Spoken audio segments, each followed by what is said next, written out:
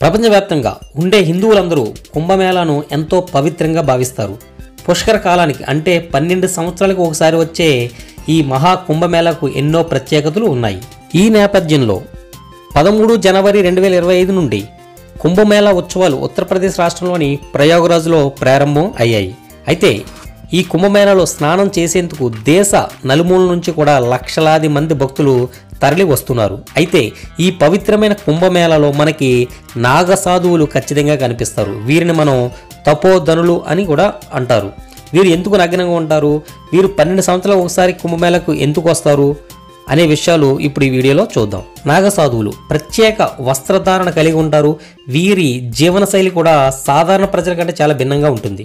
వీరు ఆధ్యాత్మిక సనాతన ధర్మాన్ని రక్షించడంలో ముఖ్యమైన పాత్ర పోషిస్తారు. వీరు బంధాలను త్యజించి సన్యాసి జీవితాన్ని గడుపుతారు. వీరి ఆచారాల ప్రకారం శీతాకాలం వేసవికాలం అయినా సరే నగ్నంగా ఉండాలి. వీరు తమ మనసుతో శరీరాన్ని శాసిస్తారు.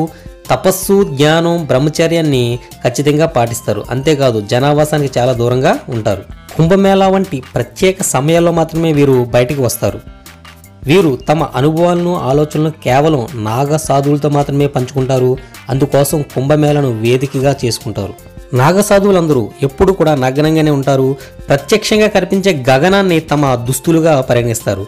కత్తి, త్రిశూలం తదితర ఆయుధాలను ఎలా వాడాలో నాగసాధువులకు బాగా తెలుసు. వీరు ఎల్లప్పుడూ చల్లని నీటితో స్నానం చేస్తూ ఉంటారు. ప్రతి నిత్యం కూడా శివయ్యను స్మరించుకుంటూ కఠిన తపస్సు చేస్తారు.